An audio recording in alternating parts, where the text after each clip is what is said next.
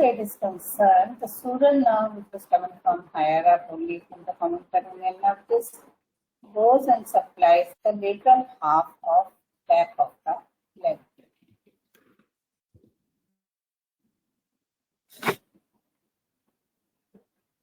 We divided the leg into 3 compartments by passage of the intermuscular septa attached to the anterior and the posterior border of fibula. Whole of the leg was surrounded by the deep fascia like an elastic stocking, and to this deep fascia the septa are coming attaching to the anterior border and the posterior border of fibula, thereby dividing the leg into 3 compartments. Anterior intermuscular septum, the area between the anterior intermuscular septum and the deep fascia and the interosseous membrane is the anterior compartment of the leg. The area between the deep fascia, between the anterior intermuscular septum attached to fibula and the posterior intermuscular septum attached to fibula is the lateral compartment of leg. In the area behind the posterior intermuscular septum, the whole of this region till the medial border of tibia is posterior compartment of leg. This posterior compartment of leg is quite big, and again it is subdivided into 2 compartments, 2 subcompartments by the transverse intermuscular septum.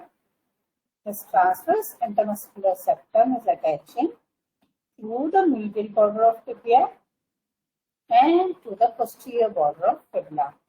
Thereby, it divides the posterior intermuscular compartment of the leg into a deep posterior compartment and a superficial posterior compartment.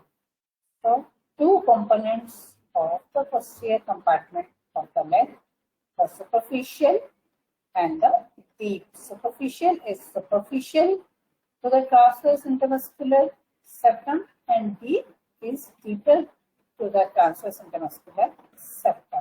And this whole of this septum is posterior to the interosseous membrane connecting the tibia and fibula.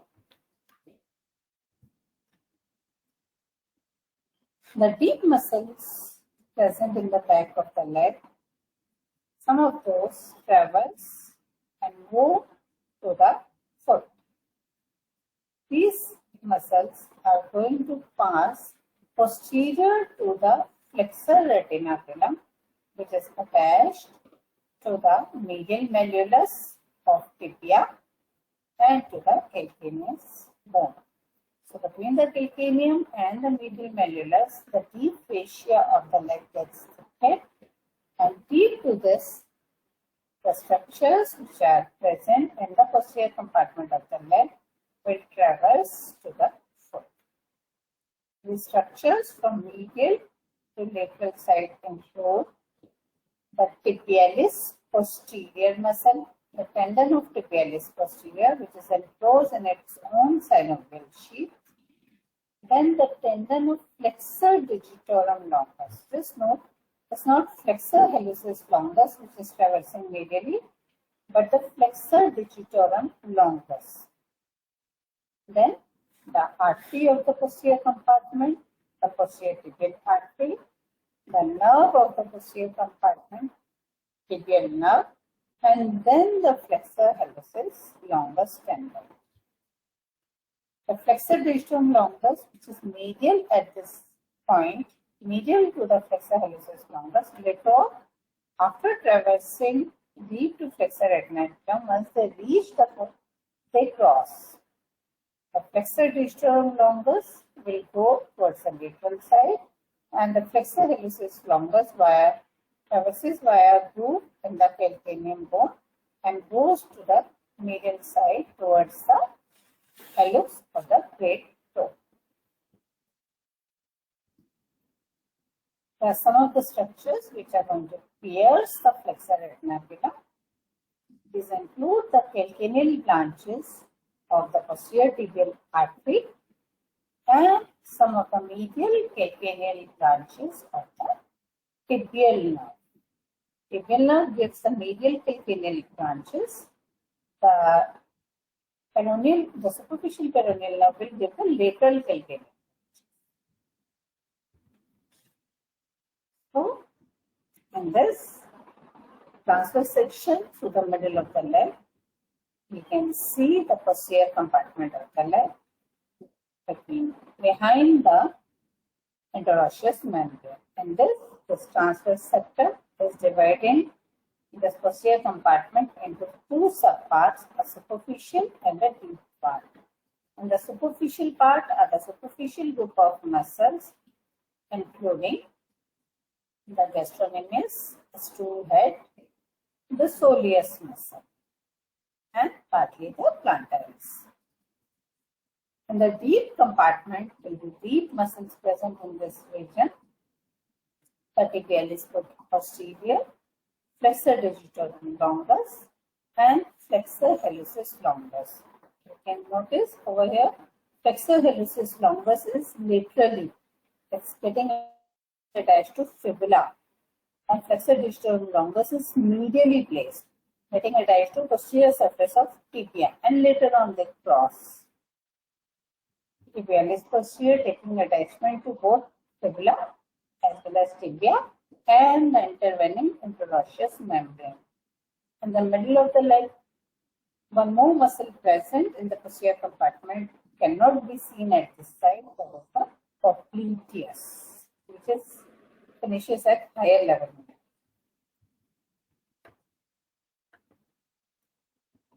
So let's discuss these muscles.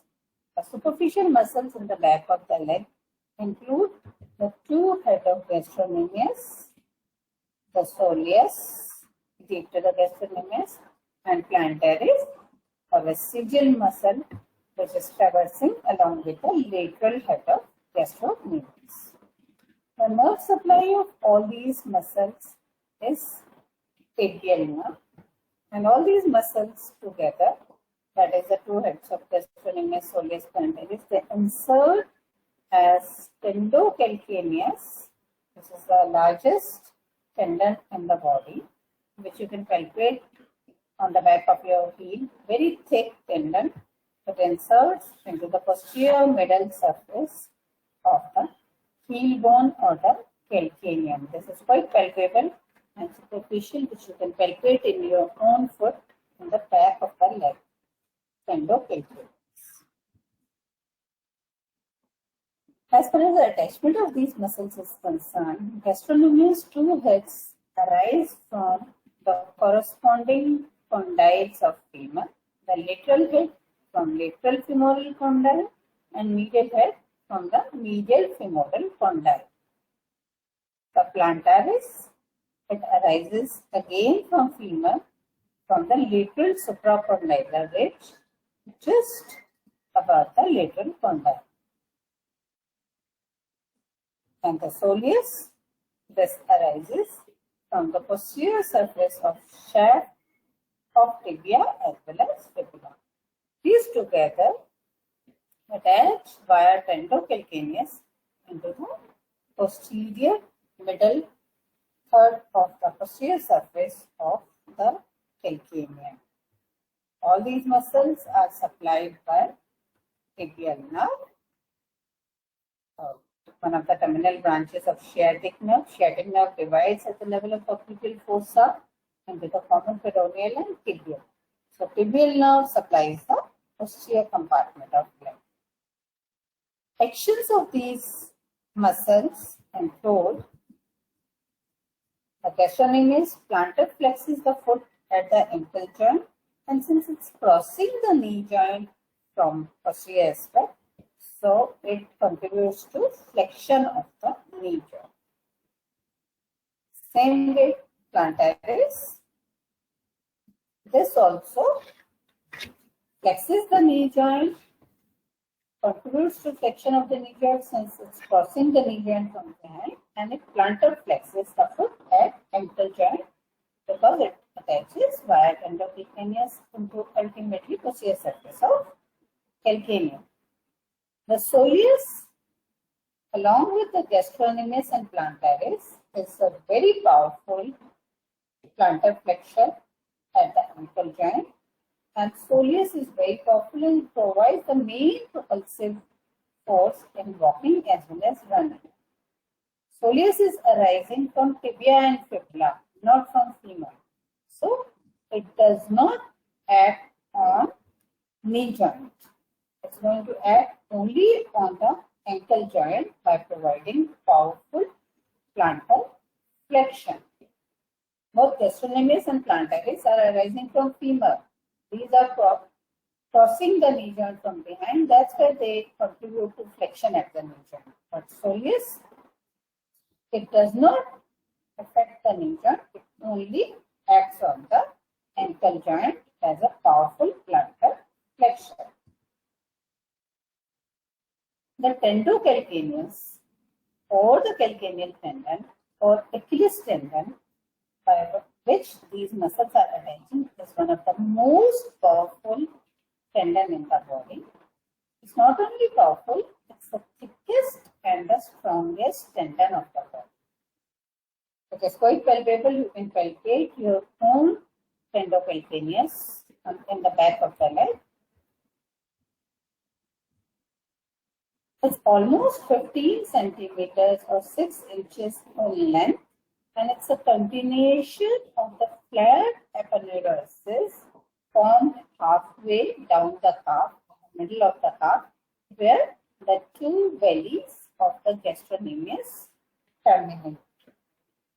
The aponeurosis formed by these two bellies of gastrocnemius, it receives the fleshy fibers of soleus, which is located on its deep side, directly on its deep surface on the sides.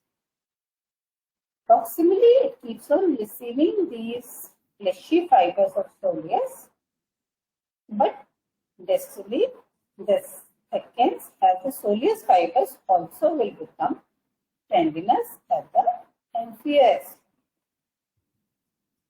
So, tendon becomes thicker, deeply, but it becomes narrower because now soleus fibers also become tendinous, and just superior to calcaneus, it becomes completely round in transverse section, which you can hold between the thumb and index finger of your own hand and see it's completely rounded before its insertion onto the calcaneus. It then expands and inserts in the middle portion on the posterior surface of the calcaneal fibrosity. The fibers typically spiral a quarter turn, that is almost 90 degrees, during the descent, so that the gastrocnemius fibers are attaching laterally and the soleal fibers medially. This kind of arrangement, gastrocnemius fibers attaching laterally via tendocalcaneus to the soleus muscle, to the calcaneus, and the soleal fibers medially to the calcaneus. This is very significant, and it helps tendon's elastic ability to absorb the energy as well as recoil. This releases energy as part of propulsive force it exerts because of the soleus muscle. On this side view, is quite obvious. This is the gastrocnemius coming from the femur. This is soleus coming from the tibia and fibula. The fibers of gastrocnemius are going down, and soleus fibers going towards the medial side. So, gastrocnemius tendon, the gastrocnemius component of tendocalcaneus attaches to the lateral side of the calcaneal bone, and the soleus muscle fibers more towards the medial side. This is the posterior view of the same. The tendocalcaneus with the soleus fibers coming lower down and ultimately going towards the medial side on the deeper side. So let's see the attachments on the bones. The medial head of gastrocnemius about the medial condyle of femur, lateral head of gastrocnemius about the lateral condyle of femur, and plantaris also from there. The soleus from the soleal line on the posterior surface of the tibia just below the attachment of popliteus. On the fibula, the soleus attaches to the posterior surface of the head of the fibula and the upper 1/4 of the posterior surface of fibula. These together insert into the calcaneus posteriorly in the middle portion as spondylocalcaneus. These are the superficial muscles of the back of the leg as well as the deep muscles are concerned. There are 4 deep muscles present in the back of the leg: the popliteus, flexor digitorum longus, flexor hallucis longus, and tibialis posterior. This is the dissection of the back of the leg, in which you can see, after removing gastrocnemius and soleus, the popliteus lying above, forming the floor of the popliteal fossa as well, the tibial nerve and the posterior tibial artery traversing, coming from the popliteal fossa. One of the terminal branches of the popliteal artery is the posterior tibial artery, and tibial nerve, one of the terminal branches of sciatic. These are traversing, piercing, passing above the soleus and going to the back of the leg and supplying these structures. The flexor digitorum longus, this is the medial side, flexor digitorum longus arising from the tibia. The flexor hallucis longus arising from the fibula, and ultimately these tendons will cross in the sole of the foot. Tibialis posterior arising from both tibia as well as fibula and the intervening interosseous membrane. So in this you can identify the popliteus muscle lying higher up after cutting through soleus, and flexor digitorum longus medially, flexor hallucis longus laterally, there in the opposite position in the back of the leg, and tibialis posterior in the middle. The popliteus thus arises from the lateral surface of the lateral condyle of femur and attaches to the popliteal surface on the posterior surface of shaft of tibia, just above the soleal line where the tibial origin of soleus is there. Flexor digitorum longus arises from the posterior surface of shaft of tibia, and this attaches to the bases of distal phalanges of lateral 4 toes. Popliteus flexes the leg at the knee joint and is the main unlocking muscle of the knee joint. Arises from the lateral surface of the lateral condyle of femur and goes to the posterior surface of shaft of tibia, which is a medial bone. So by its contraction, it unlocks the knee joint by lateral rotation of femur on tibia, and it also helps in slackening the ligaments of the knee joint. Flexor digitorum longus, a long muscle arising from the posterior surface of tibia, going to the distal phalanges of the lateral 4 toes. It flexes the distal phalanges of the lateral 4 toes. It plantar flexes the foot at the ankle joint. Plantar flexion is when you take the foot backwards towards the back of the leg. And it supports both medial as well as the lateral longitudinal arches of the foot.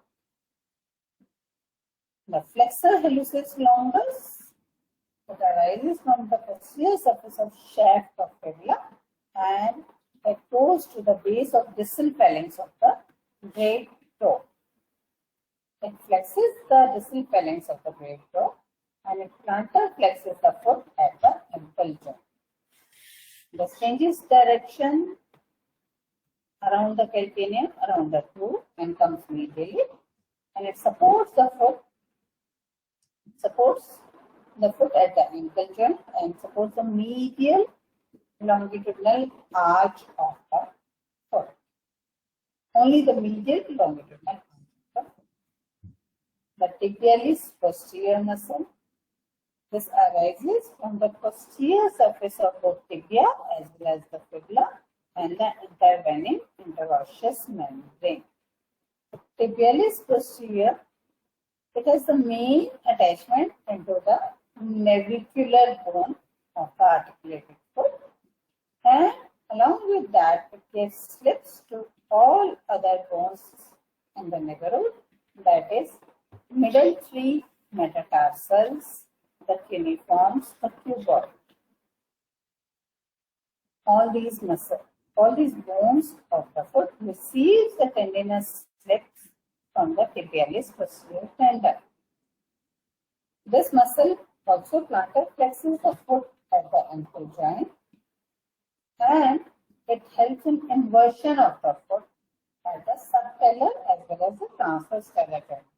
Inversion is when medial border of the foot is raised and it faces medially. Also supports the medial longitudinal arch of the foot. These tendons passing deep to the flexor retinaculum will reach the foot. This is the posterior surface of the tibia and fibula.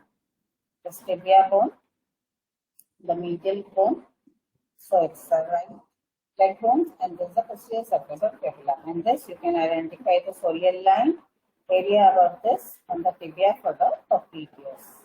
This is the posterior surface of tibia and this is the posterior surface of fibula. So you can see the attachment of these deep muscles on the back of tibia and fibula, tibialis posterior, from the posterior surface of the tibia, posterior surface of fibula, and the intervening interosseous membrane. The flexor digitorum longus muscle from the posterior surface of tibia. Flexor hallucis longus from the posterior surface of fibula. And then the flexor digitorum longus into the distal bases of distal phalanges of the lateral four toes, and flexor hallucis longus into the distal phalanx of the great toe. The tibialis posterior muscle attaches to the tuberosity of the navicular bone, and then it gives slips to the middle three metatarsals, to the cuneiforms. All around surrounding bones receive a slip from the tibialis posterior muscle. With the dissection of the foot in which you can see the tendon of flexor digitorum longus changing direction, going laterally and attaching to the distal phalanges of the lateral four toes. The tendons, the four tendons of this also give attachment to the lumbrical muscles, which we will be studying with the sole. The tendon of flexor digitorum longus is curving, coming from the medial side, going laterally. It has to produce flexion at the distal interphalangeal joints. So, to straighten this pull of these tendons, there is an extra muscle present on the sole of the foot, flexor digitorum accessorius, which pulls upon these tendons to straighten their pull so that the distal phalanges of lateral four toes can flex. This muscle also will be seen in the sole of the foot.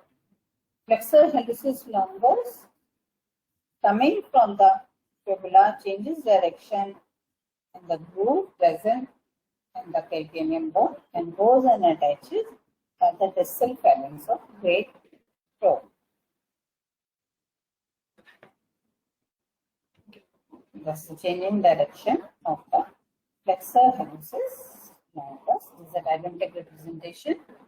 The flexor digitorum longus, the flexor digitorum accessorius attaching to the flexor digitorum longus tendon, and the lumbrical muscles. These two muscles, lumbricals and flexor digitorum accessorius, you will study with the sole of the foot. This is the groove. This is a calcaneum bone, And in this, you can see there's a groove for the flexor hallucis longus sternum, which grooves it and ultimately changes the direction and comes medial.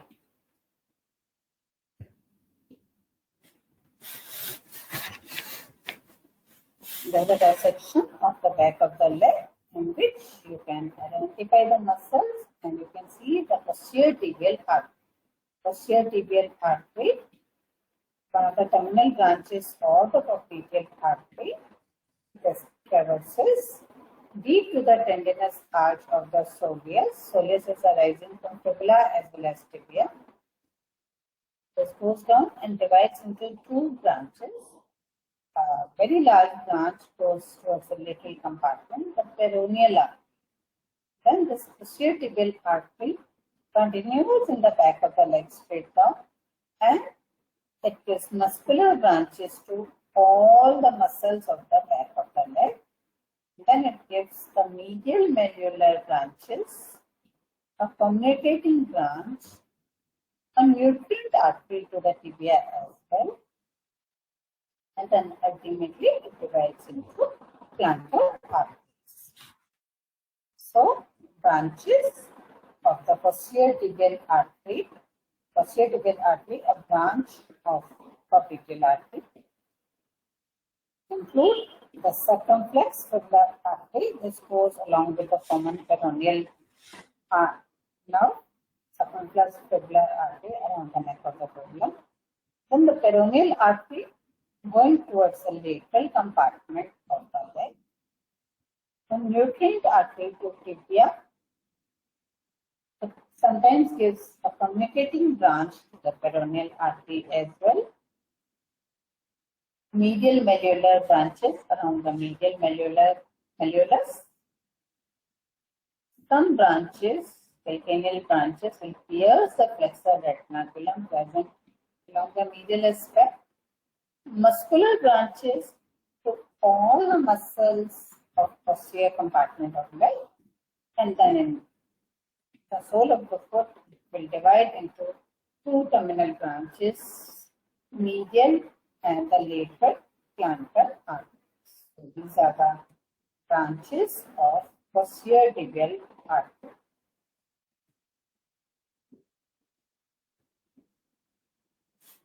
As far as tibial nerve is concerned, this will give muscular branches to all the muscles of the back of the leg, all the muscles superficial as well as deep, gastrocnemius, soleus, plantaris, popliteus, tibialis posterior, flexor distal longus, flexor hallucis longus. So all the muscles of back of the leg will receive branch from the tibial nerve. Apart from that, this will give articular branches to the ankle joint and the medial calcaneal branches, which will pierce through the flexor retinaculum.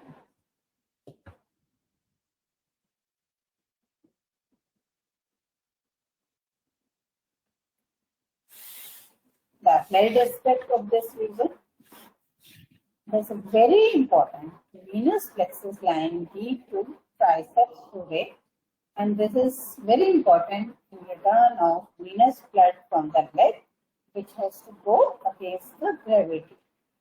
Triceps surae, we also call it to the soleus and the gastrocnemius. The two bellies of gastrocnemius along with the soleus muscle, the three bellies, they are also called the triceps surae, from the bulk of the calf muscles.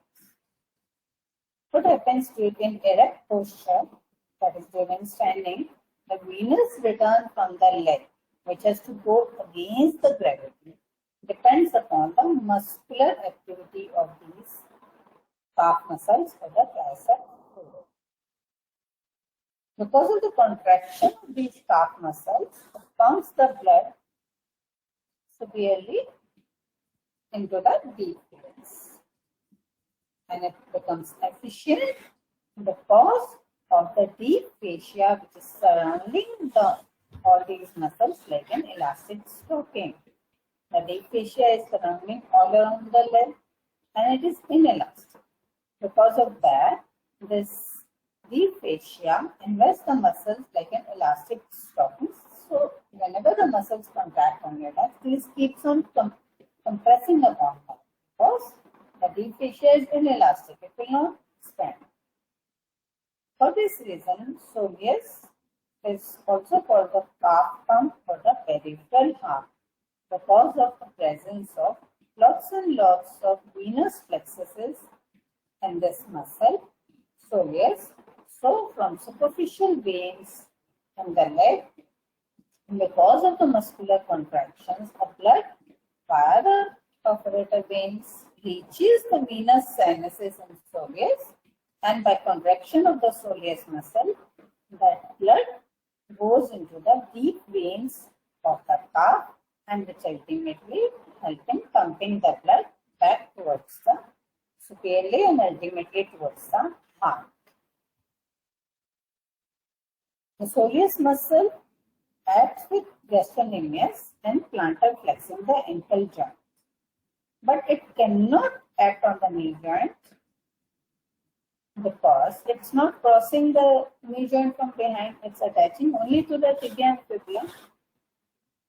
But when the knee is flexed because of the gastrocnemius muscle, it can act all alone in plantar flexing the ankle joint. In the flexed position of the knee joint, soleus solely, alone only, helps in plantar flexion. When the foot is on the ground, that is in the standing position, it pulls posteriorly on the tibia and fibula bones of the leg. This is important because it's a very strong muscle, big muscle, attaching well tendocalcaneus, which is also again one of the largest tendon in the body. So this is very important. It's pulling posteriorly upon bones of leg, tibia and fibula because in standing position, the line of the gravity passes anterior to the bony axis of the bones of the leg. So, soleus acts as an anti-gravity muscle and it helps as predominant plantar flexor for standing as well as strolling around. This muscle, soleus muscle, contracts antagonistically, that is alternatively with the dorsiflexor muscles of the leg, thereby helping in maintaining balance. So soleus muscle is very important. It's an anti-gravity muscle that helps in maintaining balance as the chief plantar flexure of the foot when the knee is flexed, and it acts, most importantly, it acts as peripheral heart by virtue of presence of venous sinuses in its surface. Within the muscle fibers of the soleus muscle, lots and lots of venous sinuses are present. So soleus muscle is very anti-gravity. It's mainly composed of red muscle fibers, which are fatigue resistant and slow type muscle fibers. Its strong but slow plantar flexion of the ankle joint helps in sustained contraction even while standing so that it does not get tired up easily. Even electromyographic studies have shown that during symmetrical standing, soleus is continuously active, keeps on contracting. It helps in maintaining the balance and it helps in pushing the venous blood superiorly. For this reason, soleus is also called the bottom gear muscle and the gastrocnemius. Once the inertia is taken over by plantar flexion, gastrocnemius acts as top gear, that is for running, etc. Gastrocnemius contributes. But for overcoming the inertia for walking, that is as a bottom gear, soleus is the muscle. It is also capable of sustained contraction during standing.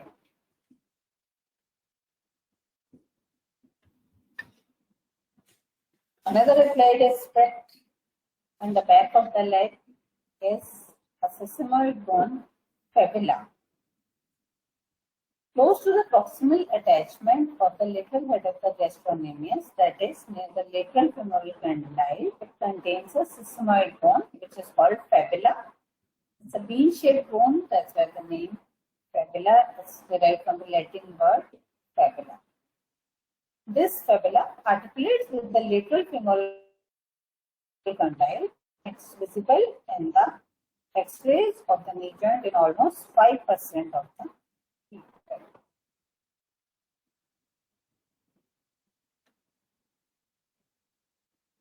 Another important applied aspect is calcaneal tendinitis, and that is the inflammation of the calcaneal tendon. This inflammation of the calcaneal tendon is almost contributes to 18% of running injuries. In this, microscopic tears of the collagen fibers present in the calcaneal tendon, just superior to its attachment to the calcaneus, this results in inflammation of the calcaneal tendon, and this results in pain during walking. Even rupture of the calcaneal tendon is sustained in case of poorly conditioned people who are not used to with running, walking, etc. a lot, with a history of calcaneal tendinitis is known. So that's all for today. To the medial surface.